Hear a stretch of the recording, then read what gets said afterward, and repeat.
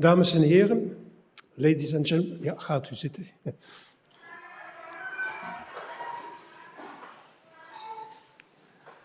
Dames en heren, ladies and gentlemen, geachte collega's, dear colleagues. Ik heet u van harte welkom op de openbare doctoraatsverdediging van Lola Botman en verklaar de zitting voor geopend. Mevrouw Lola Botman, master-ingénieur civiel électricien, affinalité spécialisée multimédia et télécommunication aan de Universiteit van Mons, heeft aan de faculteit een proefschrift voorgelegd handelend over Time Series Forecasting Applications on Low Voltage Grid Data. Tijdreeks voorspelling toepassingen op laagspanningsnetwerkdata. En dit tot het verkrijgen van de graad van dokter in de ingenieurswetenschappen.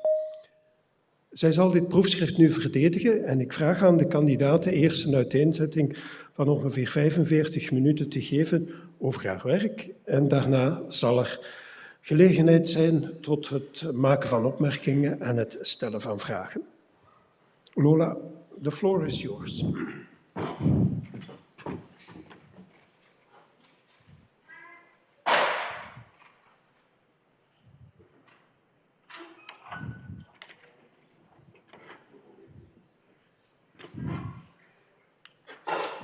We are in the middle of the energy transition. Open any newspaper, turn on any radio, or watch any TV channel, and you will hear about it. And not only is the energy transition discussed in headlines, it is also discussed at all levels of society. In 1988, the IPCC was founded. Pour mes francophones, le GIEC. It is a scientific organization that makes research about the climate change. The International Energy Agency provides advice and policy recommendation. And both of these and their reports led to the creation of the United Nations Framework Convention on Climate Change. And this convention framework led to all of the COP meetings that are well known. The Kyoto Protocol you must have heard about, the Paris Agreement, and even lately the COP28, termed the beginning of the end of the fossil fuel era, with as objective the rapid, just, and equitable transition to renewable energy. There are also the Sustainable Development Goals that are more global, but Sustainable Development Goal number 7 is about energy, and it's about ensuring access to reliable, affordable, and sustainable energy for all by 2030. Also at the European level, we have the European Green Deal with the specific energy efficiency directive that aims for approximately 12% reduction of the energy consumption in the European Union. But how do we reach this energy transition? How do we reach these objectives? Decarbonization is necessary, meaning reducing the CO2 emissions. And there are two ways to reach this: by increasing electrification, for example, going from combustion engine to electrical vehicle, or from gas heating to heat pumps. And on the other side, we also need to produce electricity from renewable energy sources. But these two, they actually generate challenges. At the consumption side, we have more consumption, and it's also more volatile. And on the production side, there is more uncertainty. It's more weather dependent. And both of these lead to an increased risk of unbalance. But the network, to function properly, needs to have exactly the same amount of production and consumption at all times. Fortunately, there are solutions. And some of these solutions include control of storage. For example, let's imagine that when we are generating more energy that we need, it can be stored. The other way around, if the demand of electricity is higher than what is generated, we can take energy from this storage. Another option is demand-side response. This means if, for example, there is a high demand, we turn off a heat pump in households for a short amount of time. Of course, bearing in mind the comfort of the users. And we also have to think about, for example, coordinated electrical vehicle charging. If everyone has an electrical car, comes home around 6 after work, and plugs them in, this generates a very high load on the network simultaneously. And charging these vehicles in a coordinated manner so that they're all charged after a certain time but not all at the same time is also a solution to alleviate this risk of unbalance. And all of these potential solutions, they require forecasting. But what are we, and forecasting is a tool in the energy transition. But what are we forecasting? We're forecasting time series. And a time series, it's a sequence of values that is indexed in time. Here we have an example of a fake or consumption time series, and for each hour of the day, we have the given household consumption. It is an hourly time series. Sometimes it's also called a profile or a household profile if it's about household consumption. And all of the data, this data that is available before the forecasting, this is called historical data. The forecast starts at the forecast origin, and whatever is forecasted is the forecast horizon. So how far in the future are we making predictions? And there are actually two dimensions to define a forecasting problem. There is this horizon that we just discussed. Is it short term, 1 day ahead, several days ahead, a few years ahead? And there is also the spatial aggregation. So what are we forecasting? Are we forecasting an individual appliance, like a plug, an individual household? Or are we going even wider to a city-wide consumption or even the worldwide consumption? And depending on these forecasting dimensions, we have different applications. And also different types of time series that have different characteristics.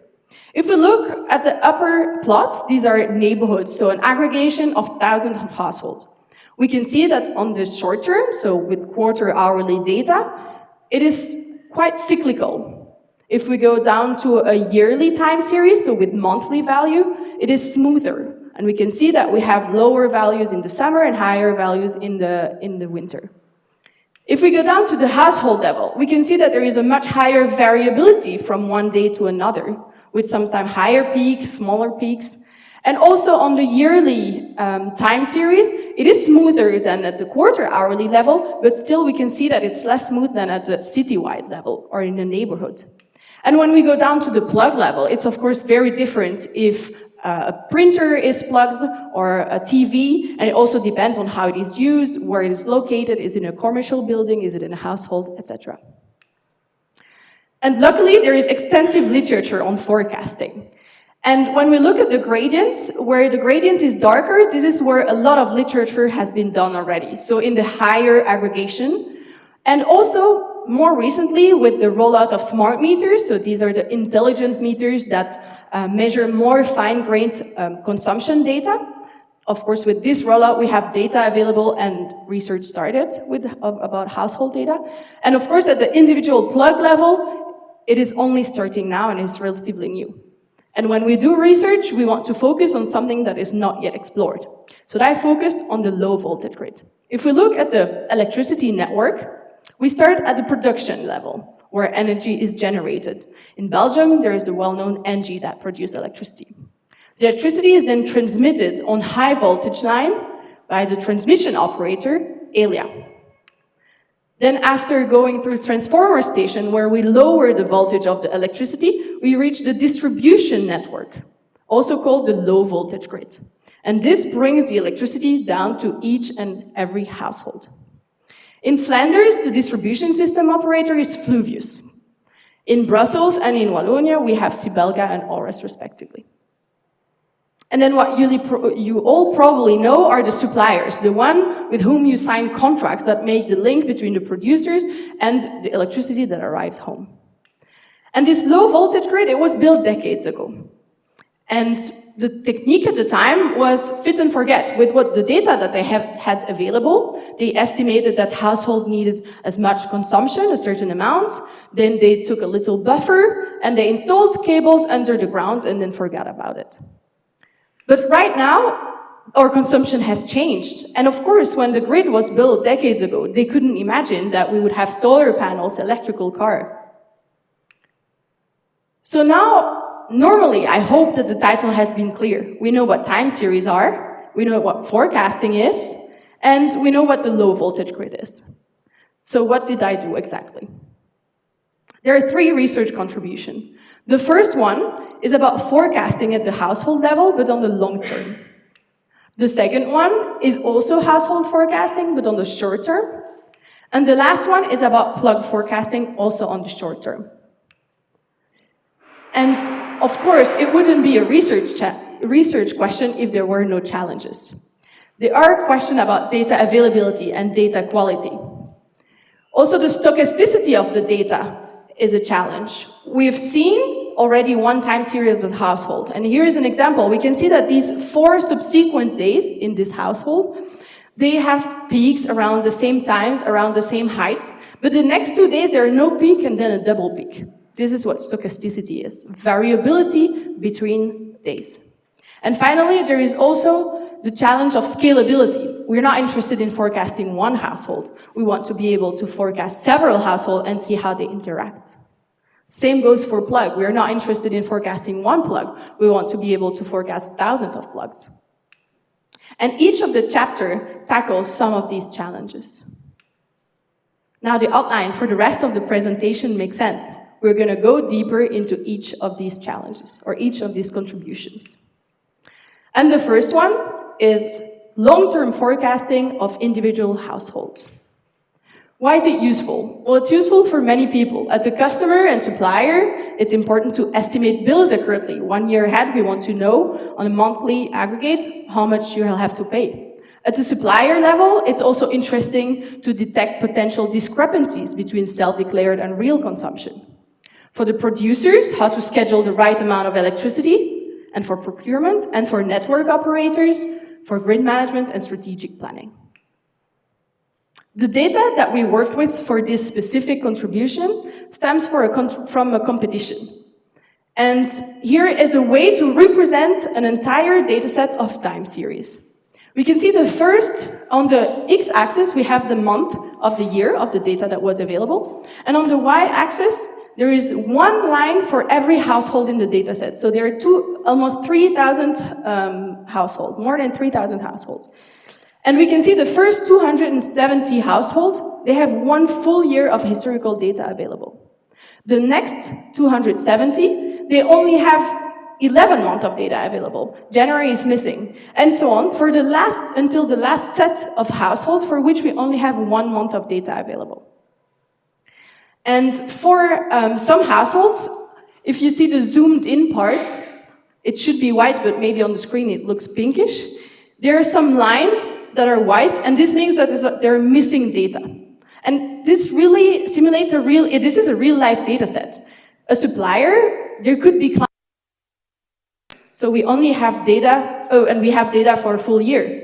Or another family could have signed up for this specific supplier in February, so we have 11 months of data, etc. And still, in any case, we want to be able to predict 1 year ahead. We start from our half-hourly data set. So as I've said, we have sometimes a full year. We only have 1 month of data. We want to build a model. And as output, for all of these profiles, we want 1 year ahead monthly consumption predictions. And we made some assumptions that led to attributes for the dataset. The first one is that when we want to predict monthly consumption, hourly and daily stochasticity averages out. So we aggregate the data to a monthly level, and that's what we work with. Secondly, the factors that drive the monthly consumption are shared across households.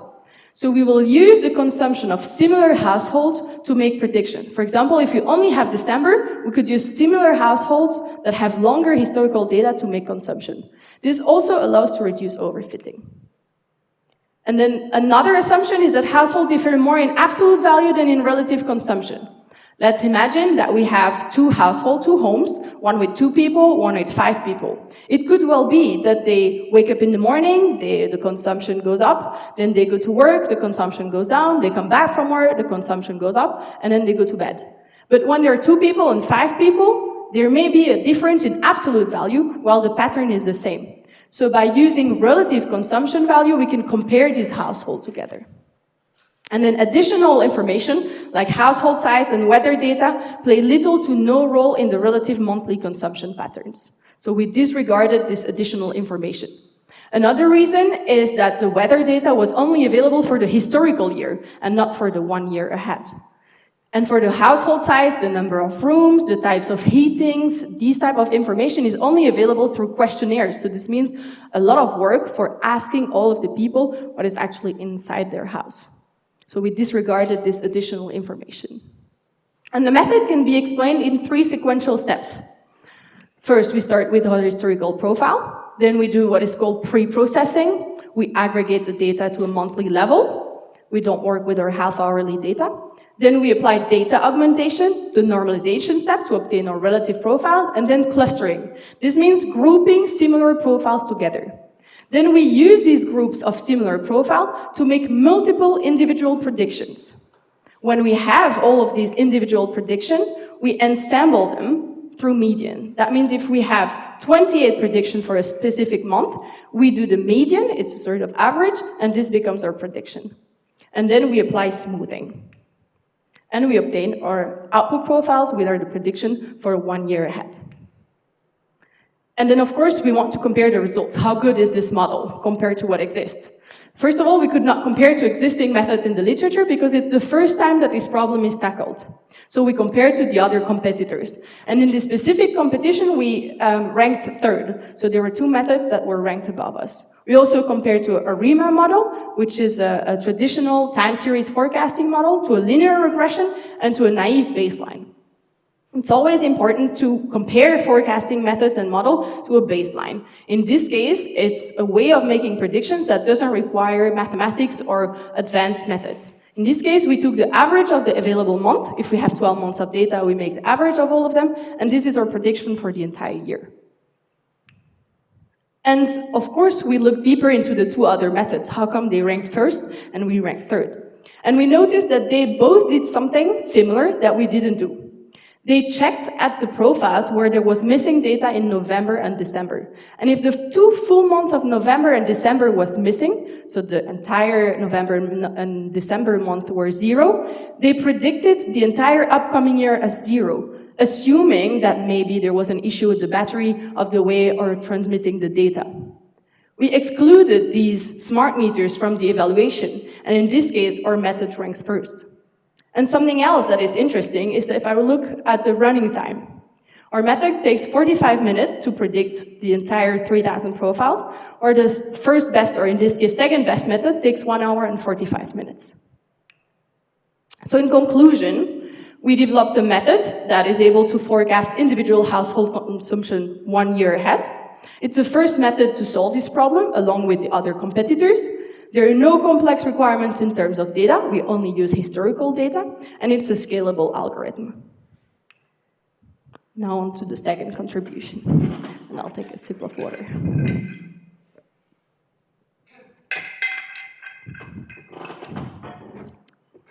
The second contribution is also about household forecasting, but now we don't want to predict 1 year ahead, but we want to predict 1 day ahead. Why is it interesting? At Vito Energyville, who I had the pleasure to work with, they're developing a digital twin of the low voltage network. A digital twin is sort of a replica or a simulation environment on the computer of the low voltage grid that is in real life. And it gives detailed information on the grid operation. And it needs 2 inputs.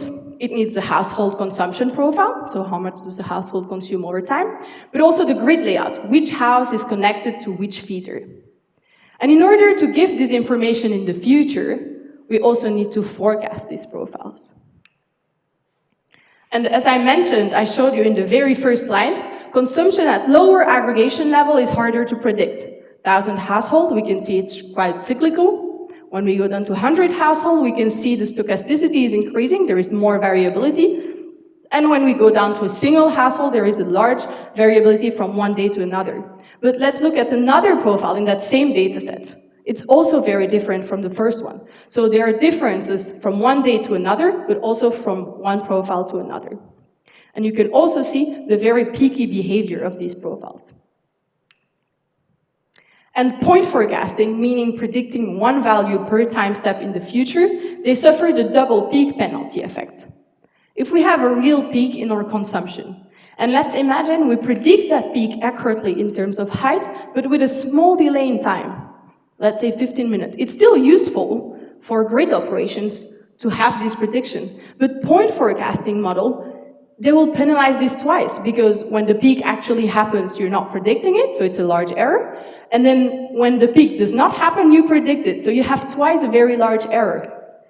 So point model will tend to avoid forecasting peak, so that instead of having twice this error, you'll only have it once. And a sort of way around this issue of the double peak penalty effect is probabilistic model. Let's imagine a simple setup where we have two household profiles in our dataset. They look very similar up to a certain point where one of them is flat and the other one has a peak. If you go to a point forecasting model, it will predict something in between. It's not flat, it's also not. Down to a probabilistic model, instead of forecasting one point, it's going to forecast a range of potential values for this time. And we propose not only a probabilistic, but also a global approach. Global means that we have one model for all of the households in our dataset. It's probabilistic. We forecast 100 quantiles per quarter hour or half hour 1 day ahead. And the method can be simplified in 2 steps. First, we find similar households, and 2, we make predictions using these similar households. Now, how does it work more in detail? We start from our entire dataset, and let's imagine we want to predict that day for household X. The first step is to normalize our profile so that we can compare them. The second step is to look at the 7 days prior to the day that we want to predict. We compare this to the same 7 days in the entire dataset of other profiles. We select the closest one. Let's imagine in this case it's these 3. We take the last day set of days, and we use them to compute what is called empirical quantiles. It's a sort of averaging that gives us a distribution. We then need to unnormalize, and this becomes our prediction.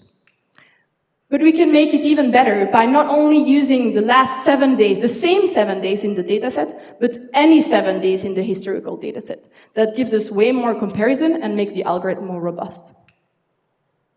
Now, how does that look like in real life? In black, we have the true consumption of a given household over several days. And then from blue to light pink, we have our quantiles, or distribution that is represented.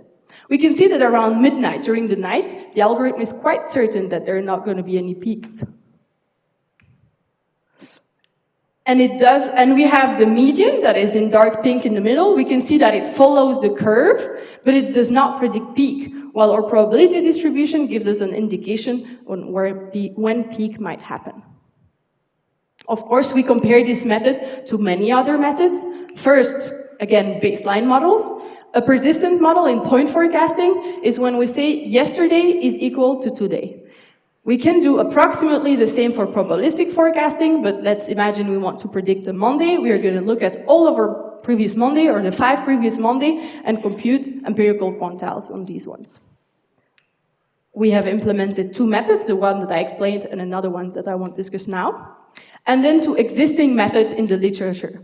Quantile regression, then the quantile regression averaging and the advanced quantile regression averaging are methods that have been proven successful in other fields, like in electricity price forecasting and Bernstein normalizing flows.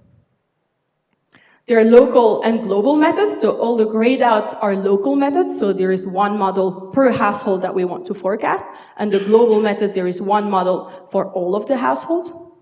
And we apply this on 3 different data sets. One from Ireland, one from London, and one from Belgium, which is the Fluvius dataset. The 2 first ones are public datasets that are openly available to anyone, and the Fluvius dataset is a private dataset. And then, of course, we want to know how well does our method perform. And on the Irish and the London dataset, our global approach is the first performing on average. And we're using the CRPS, which is a metric that tells us if our method is good or not, and lower means better. When we look at the Fluvius dataset, the global approach is the 4th performing. And we thought, this Fluvius dataset, it's quarter hourly, while the 2 others are half hourly. So maybe if we aggregate to half hourly, we'll see a difference. And we did, but the ranking stayed the same. Nevertheless, we can still analyze it deeper. There's statistical difference between the datasets. In the Fluvius datasets, we used only 1 year of data, while in the 2 other datasets, we always have more than a year of data. That means that if we use the last 20 days as a test set, for the London and the Irish dataset, we've already seen this month of March previously. While in the Fluvius dataset, if we predict the last 20 days, and this is December, we haven't seen any month of December before. So this might be an explanation. There is also a difference in the minimum value in each of the datasets. In the Fluvius dataset, there are negative values. This means that for some of the profiles, there are solar panels installed. And whenever solar panels are producing more than what is consumed in the household, it is injecting electricity on the network, which is seen as negative in our time series. And we don't have these negative value in the London and in the Irish dataset. And two other statistical metrics are the skew and kurtosis that gives us information about the asymmetry and the peakness of our dataset. And we can see that for the Fluvius dataset, it's much higher than the London and Irish dataset. We can also have deeper insight with a scatter plot of the error metric.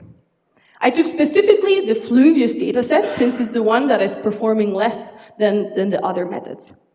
And every point on this plot, and the value on the x-axis is the error metric of the global approach, the one that we proposed that ranked 4th on this specific dataset. And the value on the y-axis is the best performing approach on average for this dataset. That means that every point on the diagonal means that our households for which the global approach and the advanced QRA, so the best performing approach, are performing evenly.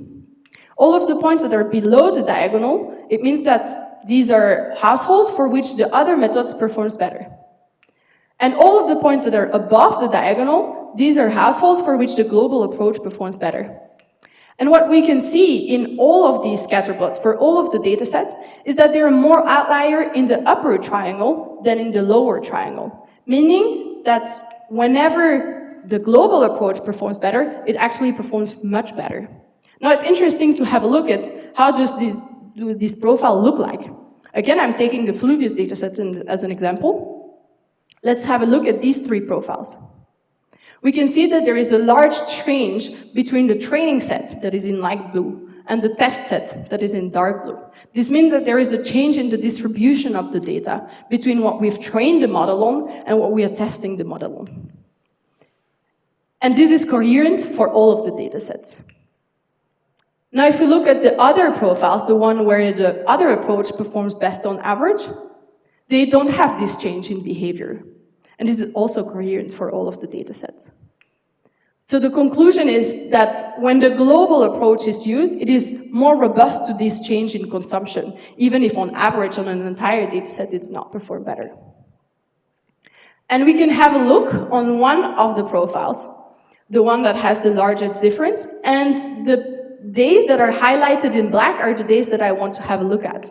And if we zoom in, we can see that these are the days where the change occurs. When we look at the advanced QRA, it clearly underestimates the prediction. But when we look at the global approach, it also underestimates the true consumption that is in black for the first days, and then we can see that it adapts and is able to make accurate predictions. So in conclusion, this is a forecast method to make prediction for individual household electricity consumption one day ahead in a probabilistic manner. There are, again, no complex requirements in terms of data. It is only based on historical data. It can adapt to concept drift. Concept drift is the word for this change in consumption. And we encourage benchmarking with open code and open data sets. I'll have a drink again between these two contributions. I'll let you think as well. And on to the last contribution, which is about short-term forecasting of individual plug or individual appliances. This is a contribution that was done thanks to a research day at the University of California, San Diego. And there, a study was published in 2020 where almost half of the consumption of commercial buildings is the plug load consumption. And the other half is the rest of the building consumption. And this makes sense, and it's only going to increase because lighting and HVAC system, they have been tackled. So this consumption is reducing. This means that relatively, the plug load is increasing. And also we have more and more appliances, so this means that the consumption is increasing. So that means that plug load must be targeted in order to further reduce the electrical consumption of buildings. And smart plug, they allow us to completely disconnect appliances when appliances are unused. Now, what is a smart plug? This is how smart plug look like. And this is a small socket that you put between the wall and between the appliances that records the consumption over time. Now, unfortunately, not many research can be done about smart plug because there are not many open data sets. There were 4 before that we published a novel open data set, and the one that we proposed with the University of San Diego has 169 appliances or plugs that are connected over more than a year. And this is the data set that we worked on. And we proposed a methodological pipeline, meaning a sequence of steps, in order to turn off appliances or plugs when they're unused. We start from the time series readings from the smart plug, we apply data preparation, which I won't discuss today, and then we go into operating mode detection. And operating mode detection, first of all, what is an operating mode? The idea is to discern when the plug is active, so it's on and it's actively used, and when it's unused, so either it is off, either it is in standby mode, or it's just idle. And the idea is to start from the time series and to have an algorithm that is able to tell me this point is the plug is unused and this point the plug is used and it's active. And we proposed a method that is based on 5 different clustering methods that each defined individually whether this data point means the plug is active or unused. And then we ensemble them to have our final prediction. And it's an ensemble based on the majority principle. So whenever at least 2 of the clustering algorithms tell me that this specific point the plug is active, we turn it on. Or we mark this as active, sorry. And these 5 different clustering algorithms, 2 of them are actually not really clustering, they're statistical threshold. So we take a median, that's a value, and every value below that median, that means that the plug is unused, and every value above the median means that the plug is active. And then we use 3 clustering, 1 k-means and 1 Gaussian mixture model, and then the Gaussian mixture model is repeated only on the last 3 months of data to give more weights to recent data. So we have our operating mode algorithm, but there is no ground truth. You know, when we do prediction, I use, for example, the month December, but I already know the month December, so I can compute exactly how well is my prediction, how good is my prediction. But here, in this case, there is no one that can tell me, oh, at that time the plug was used or it was not used. So we found a workaround with a qualitative evaluation, and we converted this time series to a heat map. Again, on the x-axis, we have the days of the week, and on the y-axis, we have the hours of the day. And this gives us a usage pattern of the plug. In this case, we can see that the plug is used for the weekdays between the Monday and the Friday and during office hours. And then, after having binarized our time series with 1s and 0s, with active and unused, we can also build the same heat map. And we want to make sure that visually, the heat map of the binarized time series is grasping the usage pattern of the original time series. And when we do this, here is just a zoomed-in version of the heat map, and darker points means higher power values. So specifically in this case, you can see that on the Wednesday around 9, this printer is highly used. And when we do this evaluation, out of the 169 plugs, 70% of the plugs were high fidelity. So the usage pattern was correctly grasped between the continuous data and the binarized data after the mode detection. We had 17% of partial fidelity. This is when the usage pattern was grasped, but there were also times when the algorithm defined some points as active while it was unused. And then low fidelity means that the usage pattern was not detected. And here is an example of a printer. We have the training set, and we can represent the training set as a heat map. Then we have the test set, where we have our detection, and we can see that the test set, binarized, gives us the same usage pattern. Now, we of course thought of using the specification sheet threshold. So when an appliance is plugged in, we know what is plugged in. Is it a printer, a TV? We also know the brand, but the model type. And with all of this information, we can look up online what is the specification sheet of that appliance. And then in the specification sheet, usually they give us a standby mode, and this is the power of the standby mode. And some very nice people went for each of the individual plug, went and looked for the specification sheet threshold. And we try to binarize with the specification sheet threshold, but most of the time it doesn't give us accurate results. So if we binarize here with the threshold that is given in the specification sheet for this printer, that is the dotted line, we see that it does not grasp the usage pattern of the actual plug. The next step is the forecasting. And here in this case, we use the 7 days of historical consumption, and we want to know what is going to be my next day of consumption. And for that, we used 4 different approaches. Again, a baseline. In this case, a baseline is just yesterday is equal to today. And we compared with global and local methods that were existing out-of-the-shelf methods. Then the next step is the scheduling. We start with the 1 day ahead forecast with the algorithm that I've shown you. There are several options. Then we apply the mode detection step, and on our forecast, we detect whether the plug is actively used or it's unused. And then in the scheduling step, we just have a logical step that says if 4 or more steps, consecutive steps, are marked as unused, we turn the plug off. And why 4? Because we have quarter-hourly data. So if our appliance is marked as unused for at least an hour, then we turn it off. And this gives us a day schedule to turn on or off the plugs. And then, of course, we want to know how good it is. Different metrics, the number of violations, and that means how many times did we turn the plug off while it was actively used. We, of course, want this number to be as low as possible to avoid disturbance for the user. There is also the number of missed chances. So how many times did we not turn it off while we could have? And of course, this will happen in any way, because when the plug is unused for 3/4 of hours, then we don't turn the plug off. Then we have the energy saved, that makes sense. And then the number of turn on and off commands per plug and per day. We of course don't want this number to be too high, because this could have an effect on the appliance that is connected. And as usual, we compare it to a baseline. No schedule. So what happens if we don't schedule the plug at all?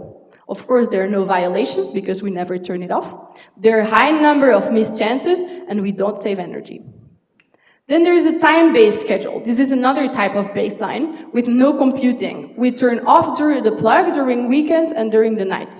We can see that we have quite a high number of violations, but we also save a lot of energy. 41% of energy is saved. If we had the perfect forecast schedule, so we don't forecast with one of our model, but we take the actual consumption, this is an ideal scenario that we can't do in real life because we don't know exactly what's the power consumption going to be. There we can see that we can save up to 42% of energy.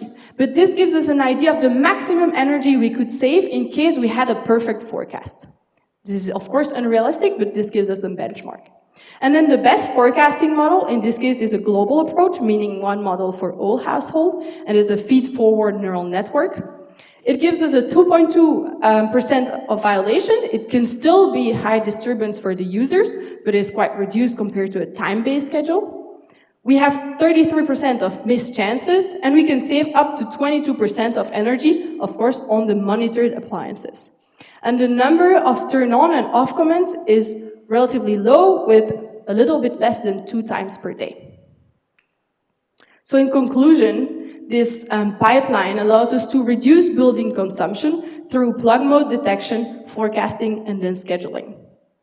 The first contribution is the novel open datasets, because this is the larger and biggest dataset that exists in terms of office plug loads. It is the first literature review in plug operating mode detection with a terminology overview. Also the first automatic plug mode detection. The literature so far only uses manual detection. And we again encourage reproducibility with open code and open dataset. So in conclusion, I hope I have convinced you that time series forecasting is a tool in the energy transition. And this PhD gives 3 contributions in these steps with forecasting as a tool to the energy transition. It tackles several of the challenges in the load forecasting literature. And there is commitments to reproducibility and openness with open code and open data sets.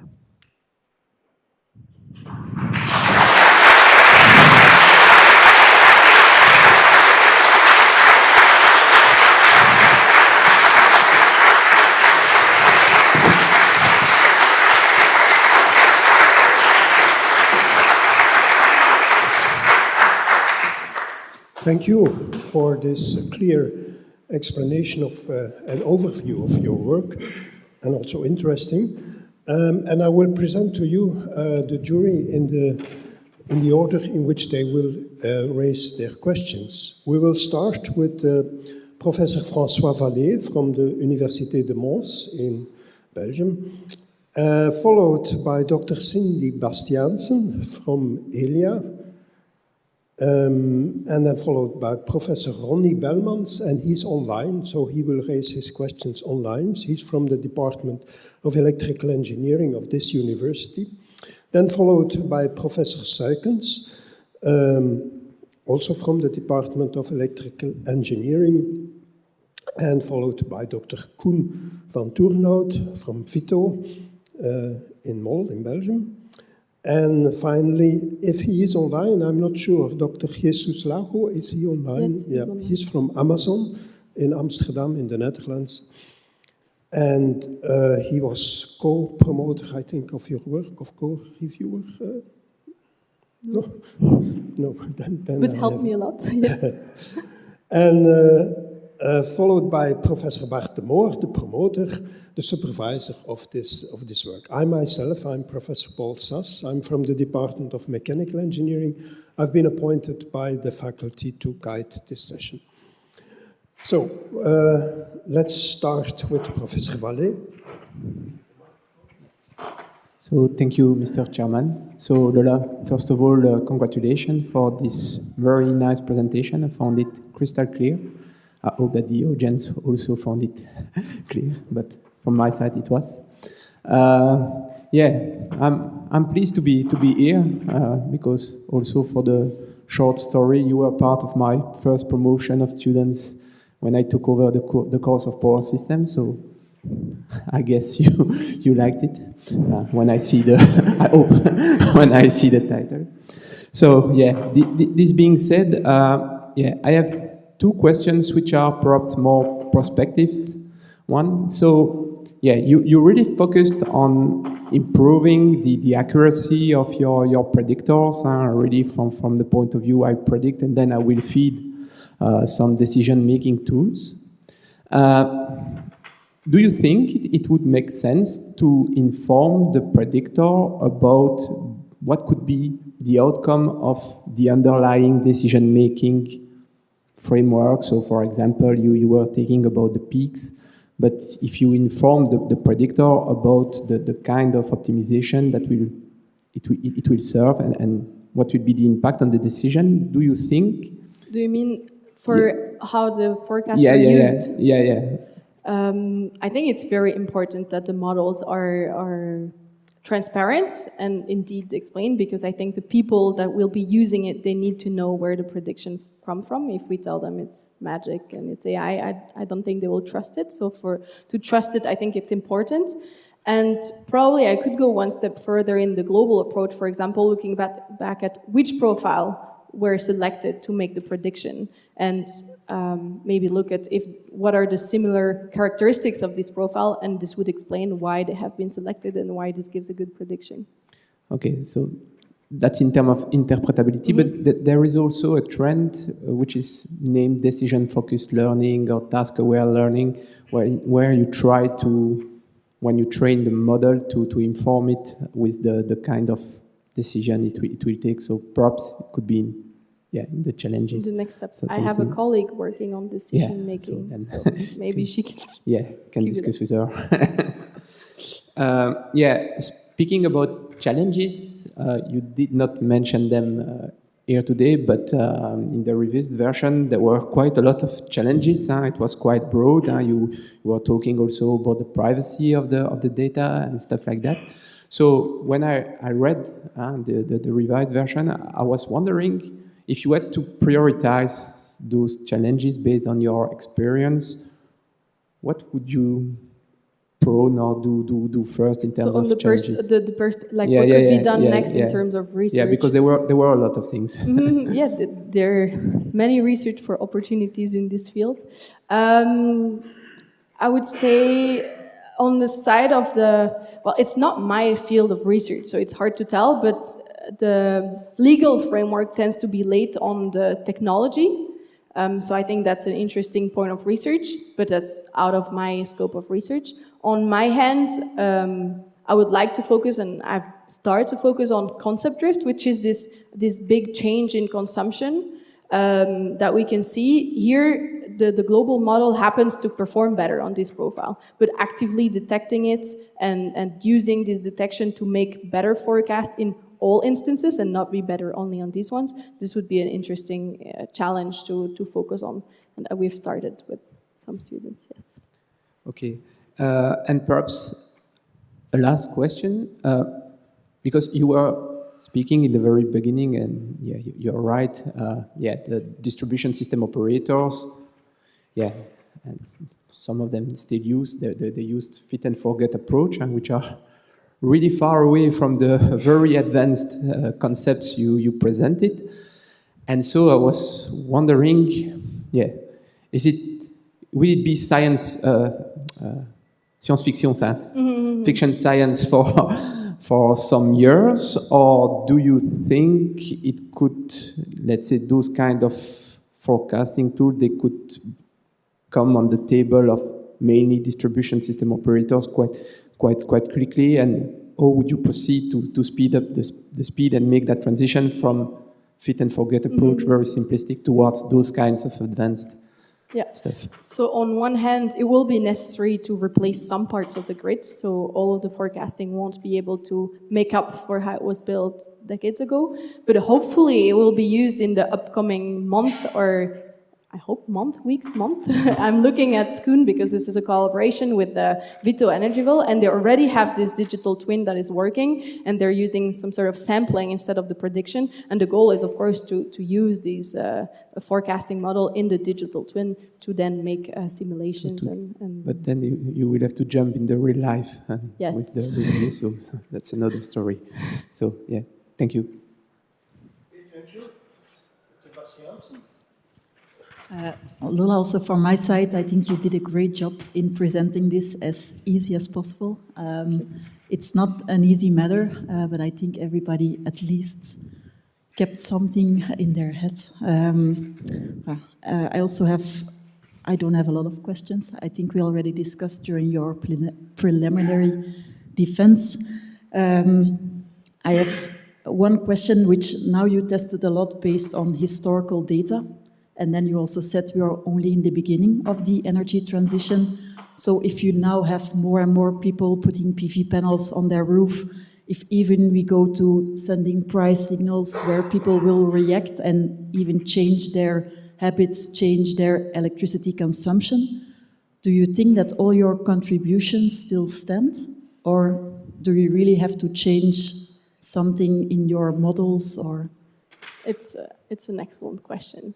I hope that some of it still stands and that it's not completely lost. For sure, the global approach to look at similar profiles is still interesting. The probabilistic to have some sort of information on the uncertainty is also interesting. But indeed, the fact that I'm using only historical data, it can only work if we have similar profiles.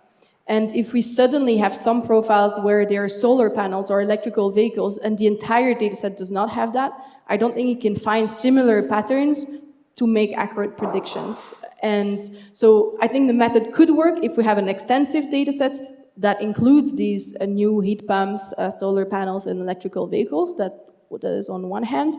And there's also been work on predictive clustering with other colleagues that are also in the room that allow to split profiles based on some characteristics and, for example, on the amount of solar panel generation that is installed. And this could be also an interesting first step to first split according to these criteria and then only apply the global approach, for example, on these clusters. And on weather data, now the studies showed that they don't enhance the quality of the forecast, but if we have more solar panels, if we have more heat pump, it will probably, the impact of these will increase. This answers directly my second question. And I had one a little bit like the one that was already raised. If now you could spend like 1 more year on one of these 3 contributions, which one would it be and why? The short-term probabilistic forecasting, first to integrate it, because there is nothing I like more to the research that is useful, that can be applied, and truly bridge the gap between what we do in our offices and what can be used. If I can have somehow a little impact, then I would love to have it. Yeah, that's what I would, and the concept drift that goes with it that I discussed earlier, the actively detect concept drift, so this change in consumption, and then apply the best methods. Yeah.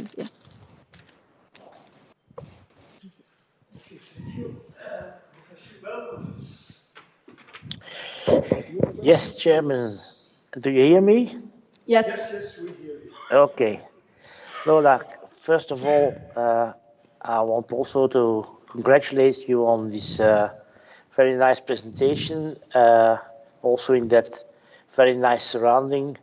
And I apologize not being there, but I guess that your promoter told you that this was a piece of theater of my 2 grandchildren this afternoon from 2 to 4, and then moving to Leuven in 20 minutes from Duffel would be rather difficult. So I think it is an excellent reason to not be there. Okay, but I'm honest, so I'm not going to say other things.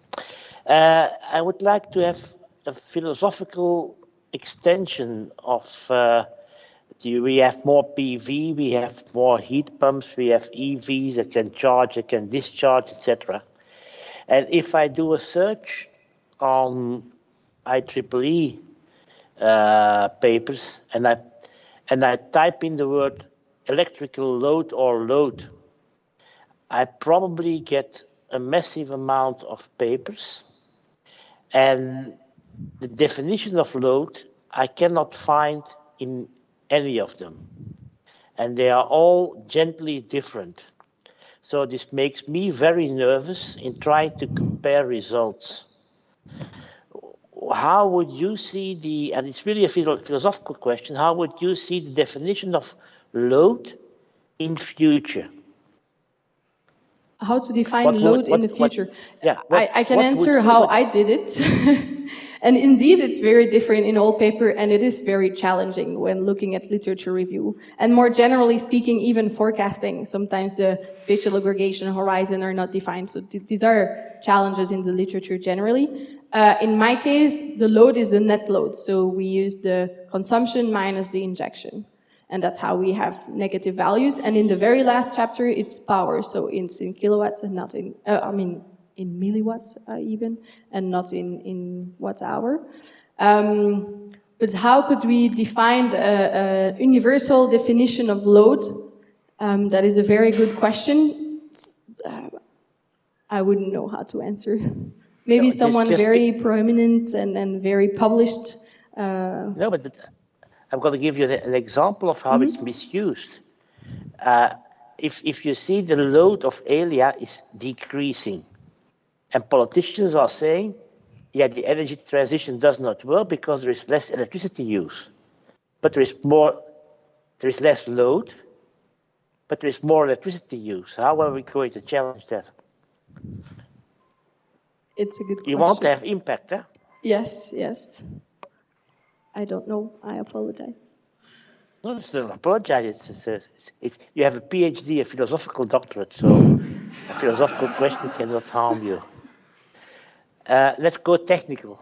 In the good old times, good old days when I was young, and even your promoter was young, he always made distinction between black box modeling and white box modeling, and then they introduced gray box modeling.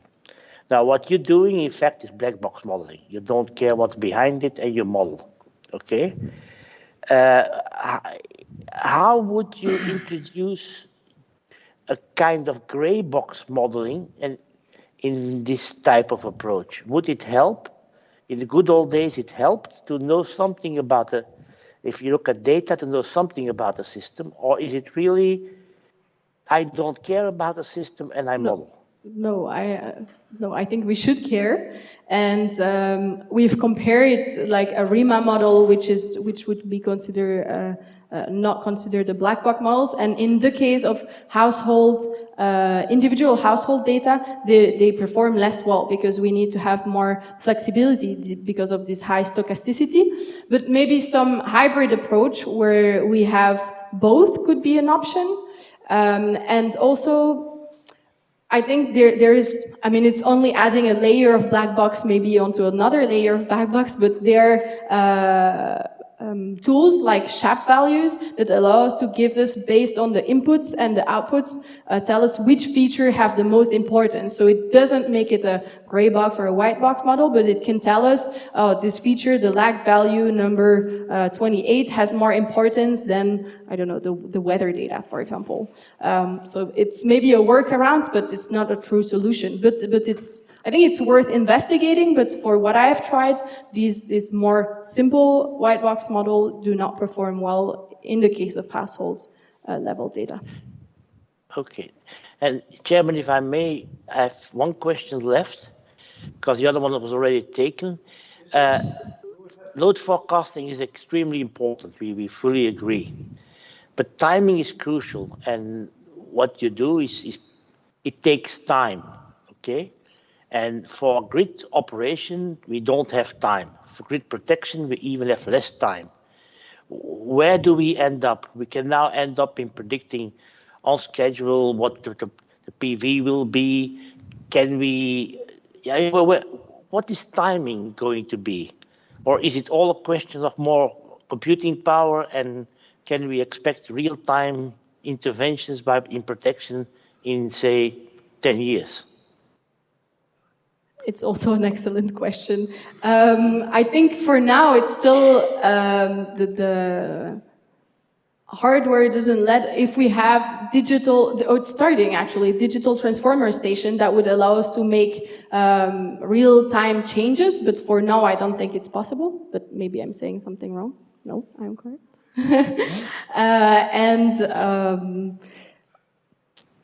Real-time intervention in 10 years. I wish I could tell you, but I don't know. Okay, thank you, Chairman. Thank you very much. Well done. Thank you. Dear Lola, first of all, congratulations with the nice research work and results, and especially also with a very nice and clear overview presentation. I was really impressed that you're able to present approximately 140 slides in less than 40 minutes in a very smooth way. That's the first time that ever happened, I think. Okay, I have a first question on slide number 8, where you were talking about volatile consumption and its challenges for the future. So you had a lot of experience with applying clustering algorithms. Does that also imply that in the future there will be more and more a need also for online clustering? Can you maybe elaborate a bit on that? The clustering that you did now is maybe not online applicable. So you mean online in the sense that evolves as when there we are have more online data streams, new incoming data. And because in the future, everything will become increasingly volatile, as you were mentioning. So then maybe you also have to adapt your clustering schemes, update the clustering models, the number of clusters maybe will more rapidly change. Can you elaborate a bit on that and on the implications of that towards your data-driven modeling schemes? So indeed, I think it will have to change. It's also a solution to the concept drift that I mentioned, where we have this change in consumption. It's the same principle. So if we are based on historical data and we see that our performance suddenly decreased, then retraining online with only the most recent data available will make it more accurate because we incorporate more recent data.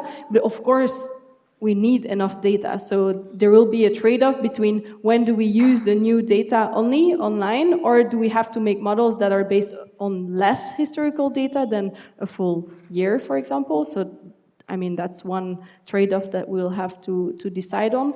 And on the number of cluster and the schemes, for now, most of the clustering that I've used use the classical error metric mean squared error. And as I've shown, there is this double peak penalty effect. So clustering with other loss function, then this one would also be important to adapt more to this peaky and volatile behavior. And in the number of clusters, that's a good question. I think depending on the metric and depending on the data, we can use some existing methods like the elbow method to evaluate how many clusters we need. And again, it will be a trade-off. If we have bigger clusters, we have more data, maybe it's more robust, but if we have smaller clusters, maybe it's more prone to overfitting, but it's also more accurate. It's again going to be a trade-off. And the next question on slide 39, where you were talking about planning.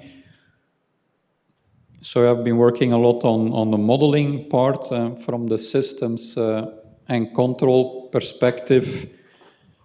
As a control engineer has to start from a model, but is also using a kind of methodological framework, control framework, like model predictive control, for example. And often there is some kind of mismatch between the way system identification people present the models in terms of model structures, uncertainty, characterization versus the type of modeling and control framework that the control engineers are using. So how do you see that interplay between the modeling and the model structures and the uncertainty characterization on the one hand? And then on the other hand, if you're a control engineer or working in planning, how can you match the model structures with the control theories, let's say? Do you see there a big mismatch for the type of models that you were using, or how would you approach that? I think the mismatch is big in my case because I have no control background, so it's hard for me to even see where the mismatch would be or how could I solve it. But for sure, it's in the next step of making these models usable and not only nice model with good performances. And it's also one of the things that I've written in my perspective or potential perspective for future research is how do we evaluate this model? For now, I only evaluate them compared to the true data and how well does it perform. But if we use them in a control setting or in any other application, if I improve by 5%, how much does it improve my application? If I improve my forecasting by 10%, do I gain 20% energy savings, or is it 1%? Is it worth it? That's also a mismatch for sure, or area for future research. But I have no control background, so. And then on slide 41, you were talking about the 1 year ahead predictions. Could you elaborate a bit there on the uncertainty of the models and the predictions? Because I can imagine there is probably a huge uncertainty on the this prediction model is a of point prediction, so indeed there is no, we didn't compute a range of confidence interval, but my assumption is that the further we are in the future, the more increased is the uncertainty because we can use more recent data. So my suggestion or way to use this 1 year ahead model would be to revise it as soon as we have more data available. And likewise for profiles where we only have 1 month of data, probably the uncertainty on these kind of profile is higher than for profiles where we have 1 year of historical data. Then on slide 57, you were talking about probabilistic models. So as you know, these days in AI, generative AI is a really hot topic these days, and this is immediately triggering the question, is there any potential here also for generative models like GANs, for example, generative adversarial networks, or variational autoencoders, or those type of methods? I think for could it give some added value in this area, that you could also generate time series, fake time series, according to certain features or so that you have extracted? Missing data. I think there is for sure a research future in these models, and some papers have tried to use these generative AI for time series, but there is no consensus yet in the literature to say, oh, this is the next big thing. There are papers, and as usual, papers always show that they're better than other papers, but it's hard because we would have to use the same data set, the same performance metric, the same aggregation level, same horizon, and then actually compare. And some of these model compare to deep learning, but they don't compare to strong baselines. And if there is one thing that I've seen in my work on household forecasting, is that beating a strong baseline is not that easy. So I think these papers yet show that there is room for research, that there are potential applications, but I can't tell for sure, yes, this is what we need to do, or this is the next big thing. Then a very last question on slide 114, when you were talking about ensemble clustering. You had there, for example, as submodels, k-means, mixture models, and things like that. So, yeah, typically in ensembles of several submodels, it's important that each in this group of models, that the submodels are very diverse with respect to each other. If they are all very similar to each other, the results, then typically ensembles do not work very well. And that's also known in boosting techniques and things like that. So is that also the case here, that, for example, these first two clustering methods are giving quite different results from the other methods? Or is this the choice for this approach? Is it that may be the reason that it's quite difficult to fine-tune or model select one particular model, like a mixture model? Suppose you would just focus on one of these models, number 4, for example, and you would very carefully tune it.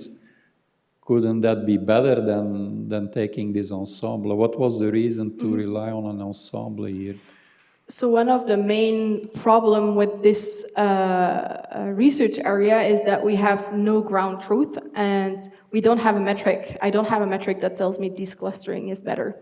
So it's always dependent on, for the 169 plugs, building the heat maps for the training set and for my binarized test set, and looking if the heat maps were captured correctly.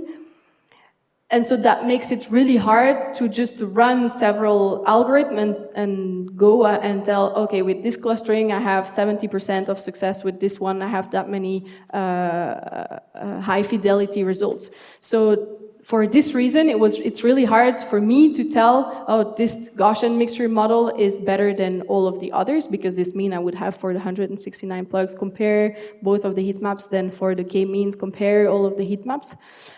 So finding a way to automatically compare the heat maps with maybe some image metric would be a first step, so that I would have a figure that would tell me, oh, this is better.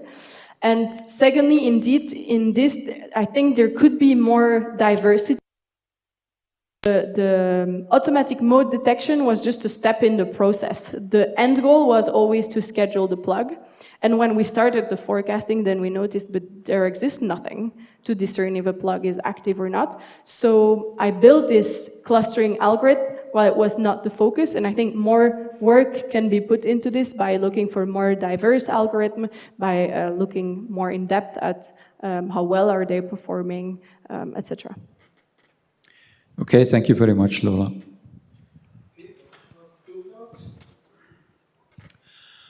Lola, first of all, you've already received quite a few congratulations. To those, I would like to add my gratitude for the very pleasant collaboration in the past years. I also very well heard you express your desire to make sure that your technology is well implemented, and to contribute to that, you know that I'm sure that we can find an arrangement there to make that happen. You have my telephone number. Your PhD stops, but the work does not. I hope you have learned a lot from us. We also have learned from you. And one of the things you unveiled in the data is concept drift. Now, say hypothetically that we would define a PhD to delve a bit more into that and to use, for instance, your technique and then the other techniques that do not discover concept drift so we can quickly identify it as it comes in. Because one of the very urgent problems that are popping up in our grids is to keep tabs of where all the cars and heat pumps are popping up. And then say also that we want to have as quickly as possible an idea if somewhere an electrical car arrives and we detect that via concept drift, how the features that describe that connections change. Say again, hypothetically, that you would aid with the supervision of such PhD, what would be your tips and tricks for the candidate PhD to dive into this? I have a master's student, which I really hope she's going to start a PhD on this topic, and she's right there. So first of all, get to know the data. Household consumption data is so different than other types of consumption data and then other higher level. And it took me a while to understand that and to see that, for example, point forecasting model make no sense at all.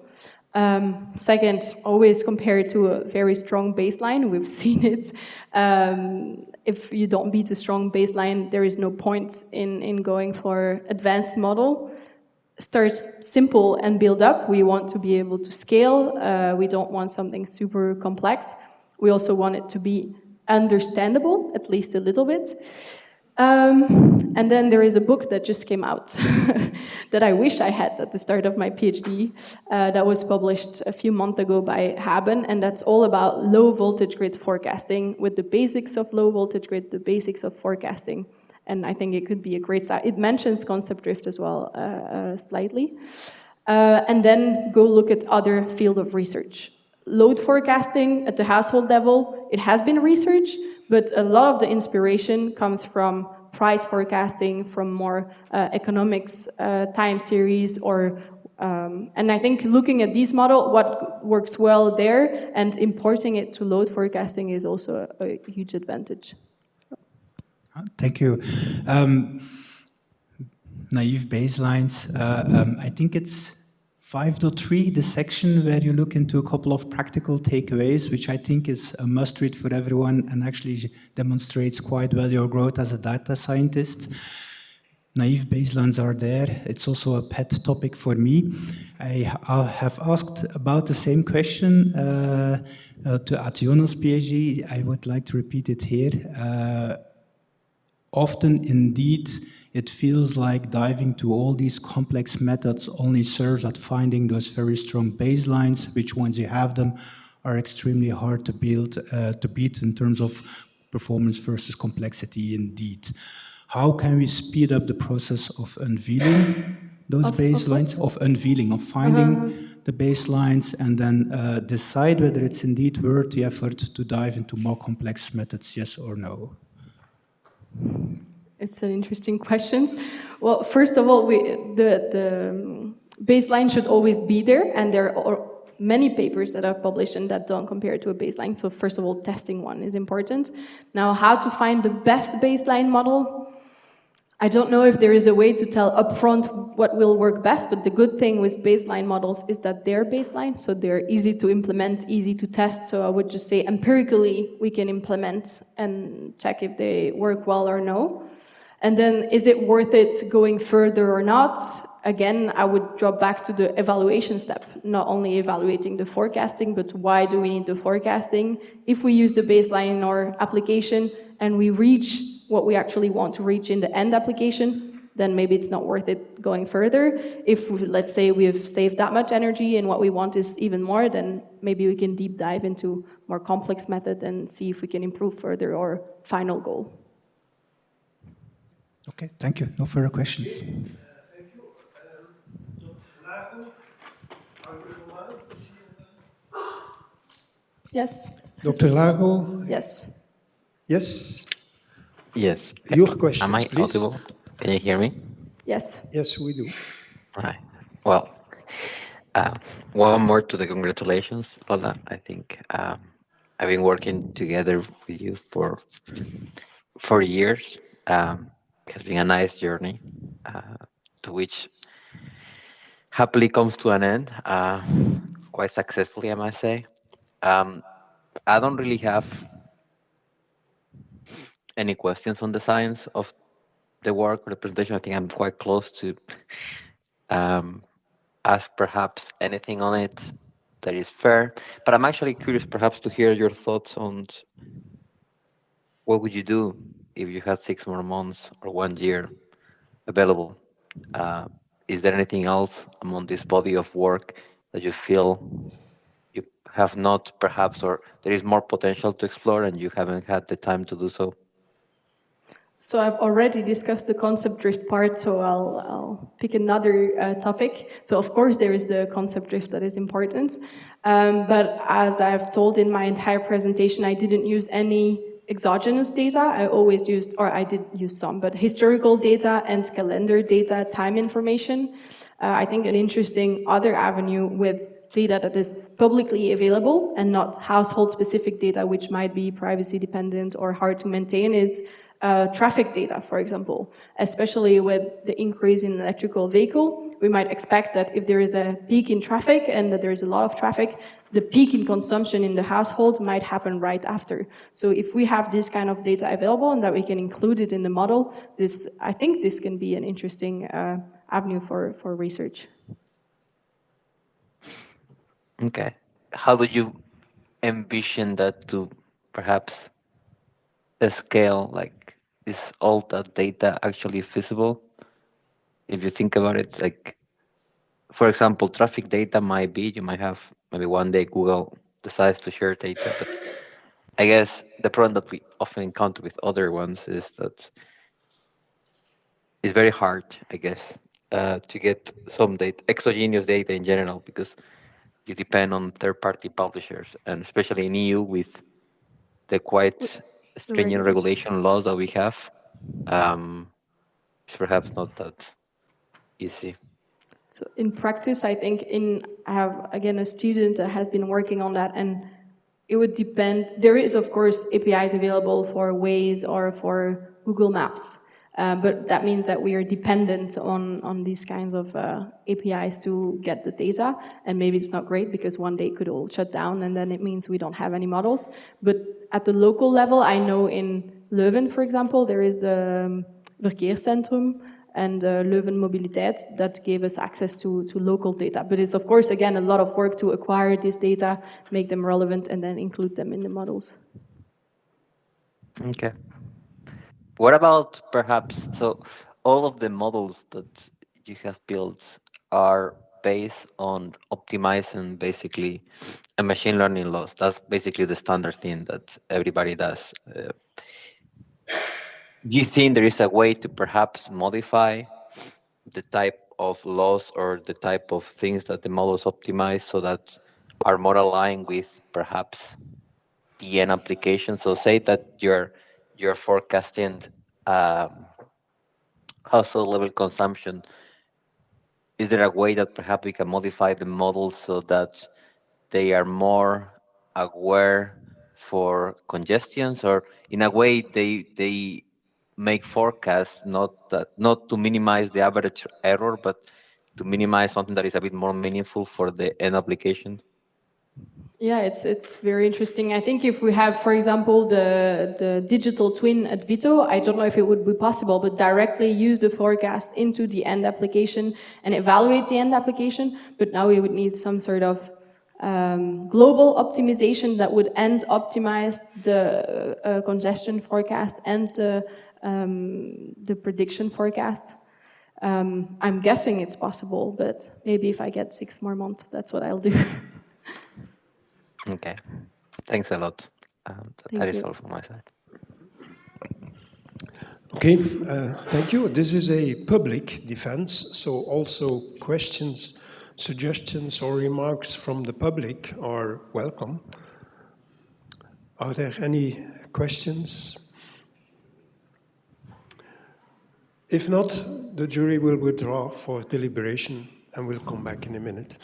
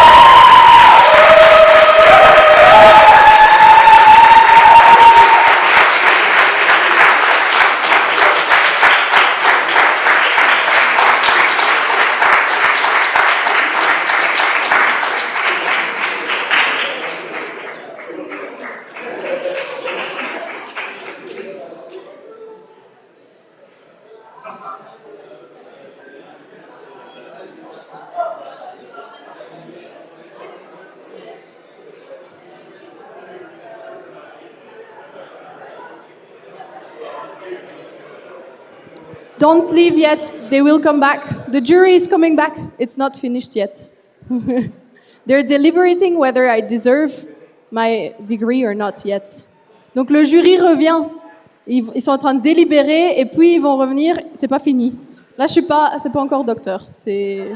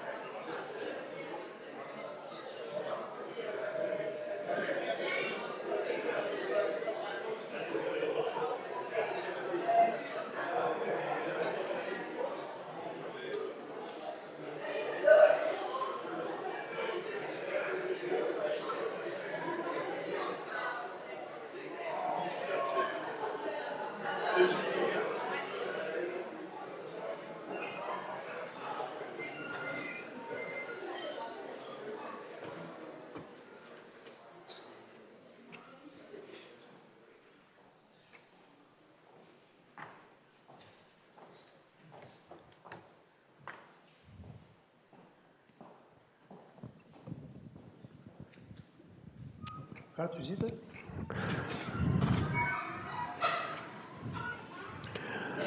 Dames en heren, ladies and gentlemen, geachte collega's, dear colleagues, ik geef u kennis van de uitslag van de beraadslaging van de examencommissie aangesteld voor de proef van dokter in de ingenieurswetenschappen.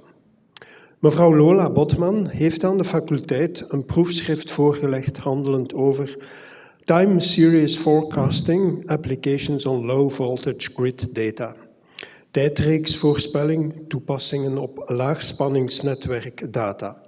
En dit tot het verkrijgen van de graad van dokter in de ingenieurswetenschappen. En zij heeft dit proefschrift in een openbare zitting voor de examencommissie verdedigd. De examencommissie heeft vastgesteld dat zowel aan de wettelijke en decretale bepalingen als aan de voorschriften van het universiteitsreglement ter zake werd voldaan. Na beraadslaging verklaart de examencommissie dat mevrouw Lola Botman heeft voldaan aan alle eisen voor de proef en de graad van dokter in de ingenieurswetenschappen behaald. Ms. Lola Botman, the examination board has concluded that you have fulfilled all the requirements laid down in the university regulations for the doctoral examination. Therefore, and on behalf of the rector of the KU Leuven, I confer upon you the degree of Doctor of Engineering Science, Electrical Engineering. Bij gevolg en in naam van de rector van de KU Leuven verleen ik u de graad van dokter in de ingenieurswetenschappen, elektrotechniek. Proficiat en...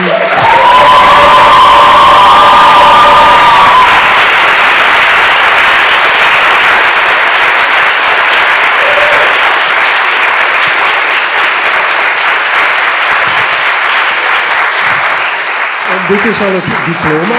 Dank u wel. Maar je moet nog wel een handtekening zetten, omdat je het diploma ontvangen hebt. Ik moet dat tekenen? Ja, nee, hier. Het diploma, niet dat je het ontvangen hebt. Maar ik weet niet of je een pen hebt. Heb je Ja, een pen? maar een rode. Nou, goed. Heb jij een pen? Want ik heb de mijne laten liggen.